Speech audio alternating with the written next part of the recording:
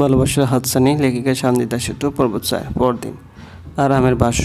রাত প্রায় 12টা। কটেজের পিছনের দিকে আউট হাউসের সামনে দাঁড়িয়ে আছি, চেয়ার জন্য অপেক্ষা করছি। আজ শ্রুতি আর আকাশের গায়ে হলুদ ছিল বলছি, কারণ অফিসিয়াল প্রোগ্রাম কিছুক্ষণ আগেই শেষ হয়ে গেছে। বাট আনঅফিসিয়ালি এখনও দুই পক্ষের কাজিন আর বন্ধু বান্ধবরা নিজেদের মতো করে আনন্দ করছে। গায়ে হলুদের ডান্স পারফরমেন্সের এক ফাঁকে শ্রেয়া আমার হাতে একটা সিরকুট ধরিয়ে দিয়েছিল, আর তাতে লেখা ছিল, একসাথে আইসক্রিম খেতে চাইলে রাত ঠিক 12টায় আউট হাউসে আসতে পারেন। আমি অপেক্ষা করব। শ্রেয়া রাত 12টায় আসতে বললেও আমি একটু আগে চলে এসেছি। পৃথিবীর সব থেকে কঠিন কাজটা হলো কারোর জন্য অপেক্ষা করা, আর সেটা আমি এখন হাড়ে হাড়ে টের পাচ্ছি। অবশেষে অপেক্ষার অবসান হলো। গুটি গুটি পায়ে শ্রেয়া এগিয়ে আসলো, আমি ওর দিকে এগিয়ে গেলাম। Hi, thanks for coming. আমি তো ভেবেছিলাম আপনি আসবেনই না। যাই হোক, আইসক্রিম খাবেন তো? ওয়েট, এই যে আপনার আইসক্রিম। ভ্যানিলা ফ্লেভার নাকি চকলেট? আইসক্রিম হাতে নিয়ে অবাক চোখে ওনার দিকে তাকলাম।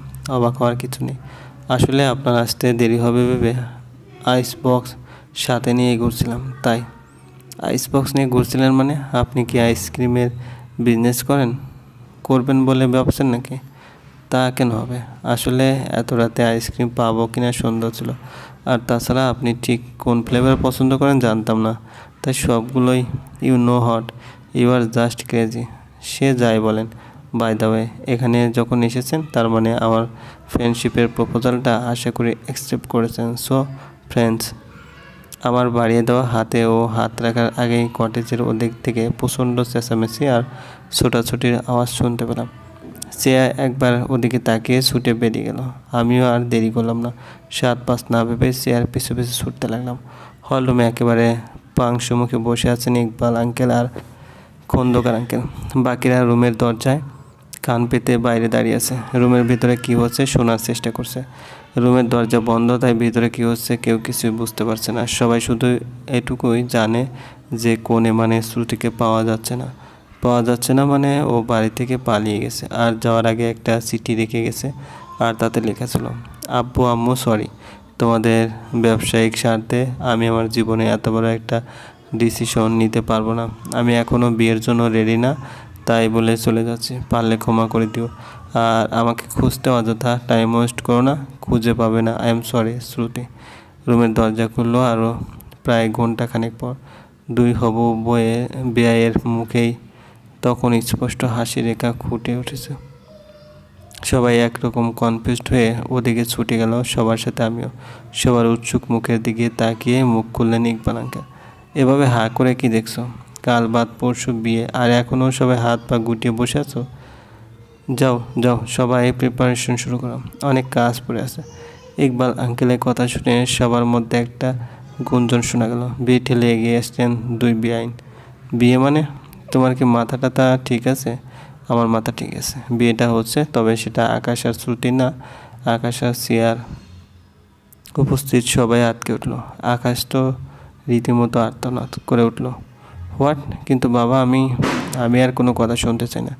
তোমার যদি কিছু বলা থাকে তাহলে আমার সাথে আসো, এখানে আর কোনো সিন কেটে হোক আমি চাই না। আকাশ একবার সবার দিকে তাকিয়ে বাবার পিছু পিছু চলে গেল। আরামের পয়েন্ট অফ ভিউ, বিয়েটা কারকে হবে, তবে সেটা আকাশ আর শ্রুতির না, আকাশ আর শ্রেয়ার। কথাটা বারবার কানের কাছে বেজে চলেছে। প্রথম যখন অ্যানাউন্সমেন্টটা শুনলাম মনে হলো কানের কাছে কেউ একটা প্রচণ্ড শক্তিশালী বোমা ফাটালো। কী করবো, মেয়েটাকে প্রথম দেখে যে ওকে ভালো লাগে গিয়েছে। প্রেমে পড়ছে কিনা এখনও জানি না, কিন্তু এখন ওর আর আকাশের হঠাৎ কী হয়ে গেল। আমি খুব ভালো করে জানি এই ডিসিশনটা ঠিক কেন নেওয়া হয়েছে। এভাবে হুট করে এমন কিছু করার পেছনে একটাই উদ্দেশ্য থাকতে পারে, আর সেটা হচ্ছে বিজনেস। দেশের নাম করা দুজন বিজনেসম্যানের ছেলে মেয়ের বিয়ে বলে কথা। গোটা মিডিয়া জগতে তীক্ষ্ণ দৃষ্টি আছে এই বিয়ের দিকে, তাই বিয়েটা কিছুতে ক্যান্সেল করা যাবে না, কারণ তাতে দুই পক্ষেরই সম্মান খুন হবে। আর তাছাড়া ইকবাল আঙ্কেল চান না শ্রুতি যা করেছে তা কেউ জানুক, তাই তো ওনারা দুজন মিলে উঠে পড়ে লেগেছেন যেভাবে হোক নির্দিষ্ট দিনে বিয়েটা সম্পন্ন করতে। আসলে কাদের বিয়ে সেটা এখানে মুখ্য বিষয় না, দুই ফ্যামিলির মধ্যে আত্মীয়তার সম্পর্ক হচ্ছে কিনা সেটা এখানে সবচেয়ে বড় বিষয় হয়ে দাঁড়িয়েছে। কিন্তু সব কিছু দাঁড়িয়ে দাঁড়িয়ে দেখা ছাড়া আমার কী বা করার আছে? আমি চাইলেও তো ওই বিয়েটাকে আটকাতে পারবো না। আচ্ছা, আকাশ কি বিয়েতে রাজি হবে?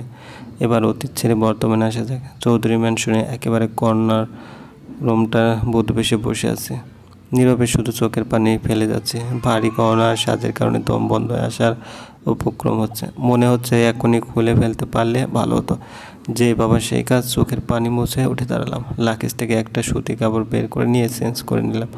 ভয়টা আবারও জেঁকে বসেছে। কিছুই ভালো লাগছে না। কি করব না করব ভাবতে ভাবতে রুমের সাথে অ্যাটাচড বেলকনিতে চলে গেলাম। দূরের আকাশের দিকে তাকালাম। অনেক দিন আকাশ দেখা হয় না। আজ আকাশে কোনো চাঁদ নেই। তারার সংখ্যাও নিতান্তই নগণ্য। নিজেকে খুব নিঃসঙ্গ লাগছে, ঠিক ওই চাঁদ ছাড়া আকাশটার মতোই। ঘড়িতে রাত 12টার ঘন্টা পড়লো। রুমের বাইরে একটা হালকা শোরগোল শোনা যাচ্ছে। একরকম ধস্তাধস্তি করে বরের সব বন্ধুরা মিলে তাকে রুমের মধ্যে ঢুকে দিল। শালা, তোরে তো বন্ধু নামের কলম করে, সময় আসুক আমিও দেখে নেব। তা নিস, বাট এখন আপাতত ভাবিকে দেখ। ঠিক আছে মামা, ওই তোরা যাবি? ঠিক আছে ঠিক আছে, আমরা যাচ্ছি। Oh guys just enjoy the night. এই বদগুলো না, আমি মরছি আমার জ্বালায়। আর এই শালা সিচুয়েশনটাকে কীভাবে ট্যাকেল করবে তাই বুঝতে পারছি না। আর এটা আছে ফাজলামের মুডে যত্তসব।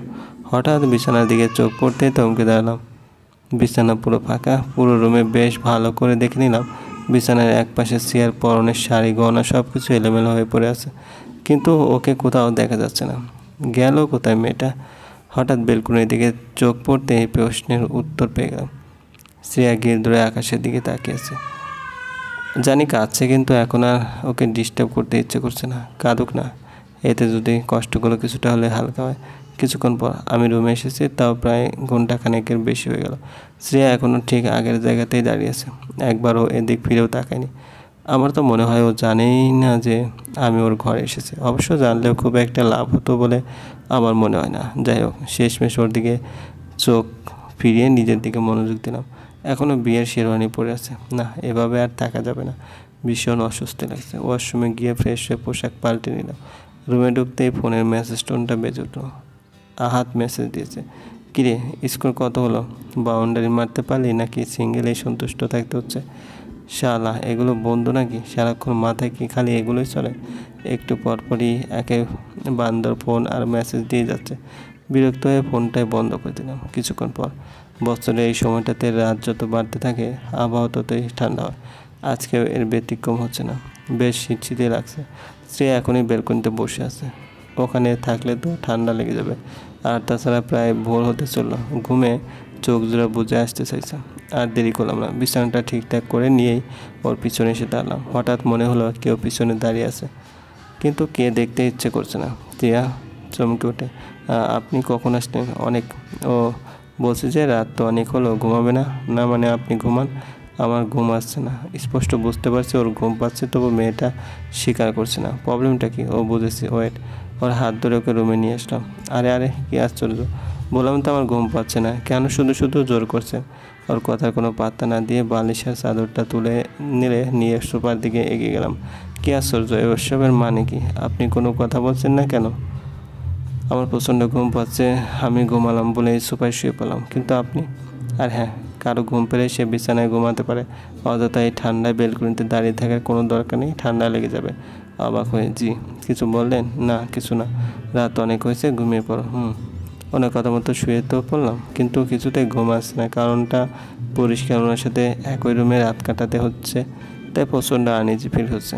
হাজব্যান্ড ওয়াইফ একসাথে থাকবে, এটাই তো স্বাভাবিক, কিন্তু আমাদের প্রেক্ষাপটটা ভিন্ন। তাই নিতান্ত অনিচ্ছা সত্ত্বেও চোখ জোড়া বন্ধ করে ঘুমানোর চেষ্টা করতে লাগলাম, কিন্তু ঘুম আসার বদলে উল্টো পুরনো স্মৃতিগুলো চোখের সামনে ভেসে উঠতে লাগলো। ফিরে গেলাম 6 মাস আগের সেই দিনটাতে। সেদিন শ্রুতি আপুর ছোট্ট একটা ভুলে আমার পুরো পৃথিবীটাই বদলে গেল। আব্বুকে এতটা অসহায় অবস্থায় এর আগে কখনই দেখিনি আমি। আব্বুকে আমি অনেক ভালোবাসি, তাই আর সবার মতে সব কিছুর জন্য আব্বুকে দায়ী মনে হচ্ছিল। মনে চাইছিল আব্বুকে সামনে পেলে খুন করে ফেলবো। সেদিন যখন আব্বু আকাশ ভাইয়ের সাথে আমার বিয়ের কথা অ্যানাউন্স করলো, ওনার চোখের ভাষাটা পড়তে আমার এক বিন্দু সমস্যা হয়নি। সবার চোখ এড়িয়ে আমার দিকে তাকিয়ে দিল। এটাই বোঝাতে চাইছিল, মারে আমার মুখের দিকে তাকিয়ে হলেও তুই এই বিয়েটাতে রাজি হয়ে যা, না হলে যে আমার মান সম্মান সব ধুলে মিশে যাবে। আব্বুর এই নীরব আপত্তি আমি উপেক্ষা করতে পারি। তাই তো সরাসরি সম্মতি না জানালেও কোনো রকম বিরোধিতাও করিনি। মুখে বুঝে নিজের অদৃশ্যকে মেনে নিলাম। নির্দিষ্ট দিনেই আমাদের বিয়েটা সম্পন্ন হলো। কখনো ভাবতে পারিনি যাকে নিজের বড় ভাইয়ের জায়গায় বসিয়েছিলাম তার সাথে আকাশে কোনো এক স্মৃতি আপুর নববর্ণা, সে এখন আমার সামনে। কিছুক্ষণ আগে বিয়ের সব